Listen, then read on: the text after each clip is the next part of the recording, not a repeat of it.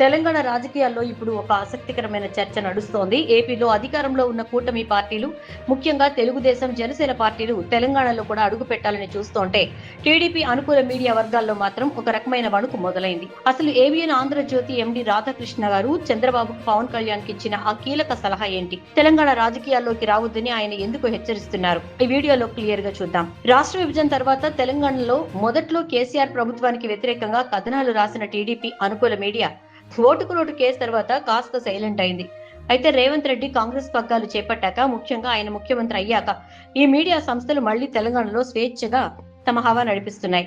కానీ ఇప్పుడు వీరికి ఒక కొత్త భయం పట్టుకుంది. రేపు పొద్దున ఇక్కడ ప్రభుత్వాలు మారితే తమ పరిస్థితి ఏంటనే ఆందోళన వారిలో స్పష్టంగా కనిపిస్తోంది. ఇలాంటి పరిస్థితుల్లోనే ఏబిఎన్ రాధాకృష్ణ తన వీకెండ్ కామెంట్ ద్వారా టీడీపీ, జనసేనలకు ఒక షాకింగ్ సలహా ఇచ్చారు. తెలంగాణ సమాజం ప్రస్తుతం టీడీపీని కానీ జనసేనను కానీ కోరుకోవటం లేదు. కాబట్టి ఆ రెండు పార్టీలు తెలంగాణ రాజకీయాలకు ఎంత దూరంగా ఉంటే అంత మంచిది అని ఆయన తేల్చి చెప్పారు. నారా లోకేష్ ఇక్కడ పార్టీని బలోపేతం చేస్తామనడం, అలాగే పవన్ కళ్యాణ్ హైదరాబాద్ వచ్చి ఉద్రేకపూరిత ప్రసంగాలు చేయడాన్ని ఈ మీడియా వర్గాలు అస్సలు జీర్ణించుకోలేకపోతున్నాయి. నిజానికి టీడీపీ, జనసేనలు తెలంగాణలో నేరుగా బరిలోకి దిగితే ఈ మీడియా సంస్థలు కూడా అనివార్యంగా వారికి మద్దతు ఇవ్వాల్సి వస్తుంది. ఒకవేళ అదే జరిగితే తెలంగాణ సమాజం, ఇక్కడి స్థానిక రాజకీయ పార్టీలు తమకు పూర్తిగా వ్యతిరేకమవుతాయని, చివరికి తమ పేపర్లు, టీవీలను కూడా చూడడం బంద్ చేస్తారనే భయం రాధాకృష్ణ గారి మాటల్లో కనిపిస్తోంది.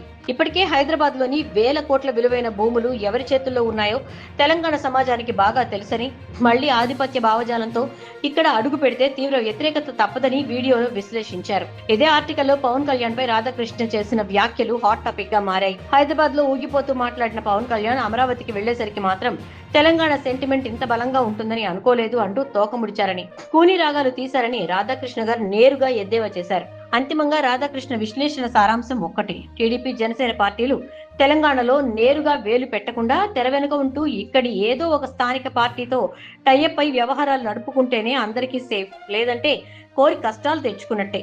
మరి తెలంగాణలో టీడీపీ, జనసేనల ఎంట్రీపై మీ అభిప్రాయం ఏంటో కింద కామెంట్ చేయండి. మరిన్ని పొలిటికల్ అప్డేట్స్ కోసం మా ఛానల్ ని సబ్స్క్రైబ్ చేసుకోండి.